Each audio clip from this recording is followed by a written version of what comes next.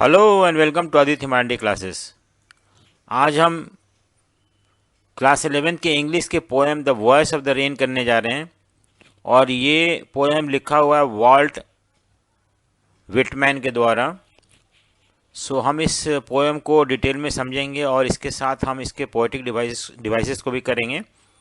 ये पोएम शुरू होता है and who art thou, said I to the soft falling shower, which strange to tell, give me an answer as here translated। तो poet क्या बोल रहे हैं कि and who are thou, are thou मतलब यू होता है, यू मतलब दाउ मतलब यहाँ पे यू होता है। तो पोएट ने पूछा कि तुम कौन हो, किससे पूछा? Said to the soft falling shower, बारिश हो रहा था उससे पूछा। एंड स्ट्रेंज टू टेल, और जब इस पोएट ने पूछा तो ये बड़ा स्ट्रेंज की बात है कि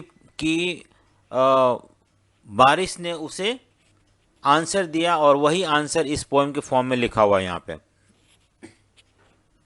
आई am the poem of the earth, said the voice of the rain, eternal I rise out of the land and the bottomless sea. ठीक है, क्या बोल रहा है रेन? क्या बोल रहा है कि मैं अर्थ का पोएम हूं, और एटर्नल, एटर्नल मतलब परमानेंट होता है, कंटिन्यूअस होता है। आई राइज, इम्पैल्पेबल, इम्पैल्पेबल मतलब होता है something that can not be touched, ठीक है, जो हम छू नहीं सकते हैं। Out of the land and the bottomless sea, तो क्या बोल रहा है कि जो रेन है वो अर्थ से ऊपर जाता है, वहाँ से राइज होता है, और सी से राइज होता है, क्योंकि इवेपोरेशन होता है। लैंड पे जितने भी वाटर सोर्स होते हैं वहाँ पे इवेपोरेशन होता है।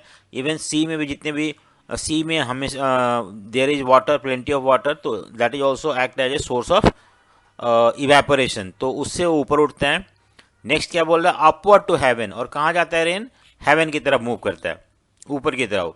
वेन्स मतलब वेयर, वेगली, वेगली मतलब not clearly formed, all together change and yet the same, कि क्या बोल रहा है कि पानी जो होता है वाटर वेपर बनता है, उसके बाद ऊपर उठता है और हेवन की तरफ जाता है, ऐसा पोएट बोल रहा है। और वो बोल रहा है कि वहाँ पे फॉर्म ऑल टुगेदर चेंज, और वहाँ पे बदल जाता है उसका फॉर्म, वाटर का जो लिक्विड होता है वहाँ पे दूसरे फॉर्म में आ जाता है, लेकिन अभी भी वो सेम रहता है, अभी भी वो वाटर ही रहता है। आई मतलब यहाँ पे रेन है, डिसेंड मतलब फॉल करता हूँ नीचे की तरफ, टू लैव मतलब वॉश करना, द ड्रॉट सूखा को।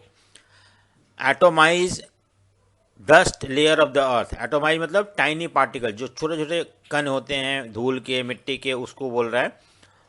उसको वॉश करता है और उसको एक तरह से रेंच कर देता है या गीला कर देता है, जिससे कि जो धूल मिट्टी खत्म हो जाता है, यहाँ पे ये बोल रहा है अर्थ पे।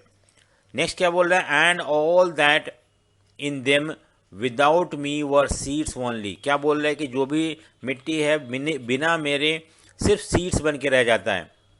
लेटेंट, लेटेंट मतलब हिडन, अनबॉर्न, तो यहाँ पे बात कर रहा है कि जब बारिश होता है तो जितने भी सीड्स वगैरह जो होते हैं जो मिट्टी में दफन होते हैं, उनमें वो सीड्स जो होता है प्लांट में कन्वर्ट हो जाते हैं। ये तभी होता है जब बारिश होता है, तो अदरवाइज जो सीड्स वगैरह होते हैं जो मिट्टी में वैसे ही दबे हुए होते हैं। And forever by day and night I give back life to my own origin, यहाँ पे ओरिजिन मतलब अर्थ होता है, क्योंकि जो वाटर वेवर बनता है अर्थ से ही बनता है, अर्थ पे जो भी वाटर सोर्स होता है उससे बनता है। और ये बोल रहा है कि बारिश जब आता है तो ये जितने भी सारे लेटेंट सीड्स होते हैं या प्लांट वगैरह होते हैं, ग्रासेस वगैरह होते हैं, ये फिर से हरे भरे हो जाते हैं बारिश गिरने की वजह से। और इस तरह से पोएट बोल रहा है, रेन बोल रहा है कि वो अपने अर्थ को दोबारा से एक अच्छा प्लेस बना देता है, अच्छा इन द सेंस की ग्रीनरी सब जगह लेके आ जाता है। And make pure and beautified, और इस तरह से एयर को, लैंड को प्योर बनाता है और उसको सुंदर बना देता है। For song issuing from the birth place after fulfilment, wandering ragged और unragged duly with love return, और इस तरह से जो रेन है पूरा शुरू होता है अर्थ से, वाटर सोर्स से ऊपर जाता है, घूमने के बाद सब जगह दोबारा से वो अर्थ पे रिटर्न हो जाता है, और इस तरह से अर्थ को ब्यूटिफाई करता है। यही पोएम है। So thank you for watching. लेकिन हम अभी इसमें पोएटिक डिवाइस देखेंगे, क्या क्या पोएटिक डिवाइस है। सो यहाँ पे हम 4 पोएटिक डिवाइस देख रहे हैं, hyperbola, imagery, metaphor and personification. ठीक है। सो हाइपरबोला क्या होता है? किसी भी चीज़ को एग्जैगरेट करना, बहुत ज़्यादा बढ़ा चढ़ा के बोलना। तो यहाँ पे बॉटमलेस सी हमेशा गहराई होता है, बट उसके पहले भी वो पोएट बॉटमलेस सी की बात कर रहा है। ठीक है, बहुत गहरा सी की बात कर रहा है। So that is call something exaggeration. ठीक है। नेक्स्ट है इमेजरी, मतलब होता है कोई visual description of something.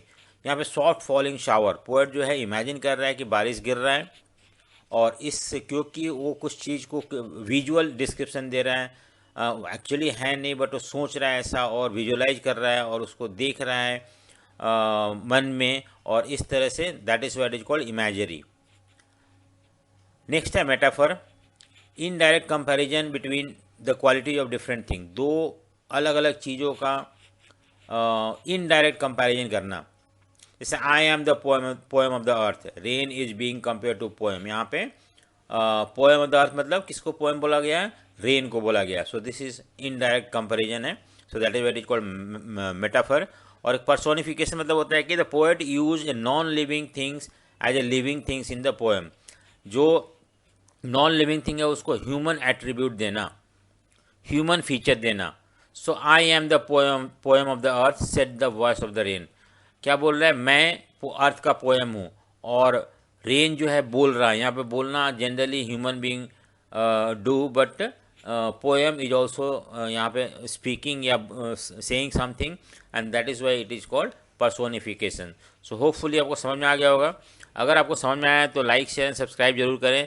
Thank you for watching. Thank you.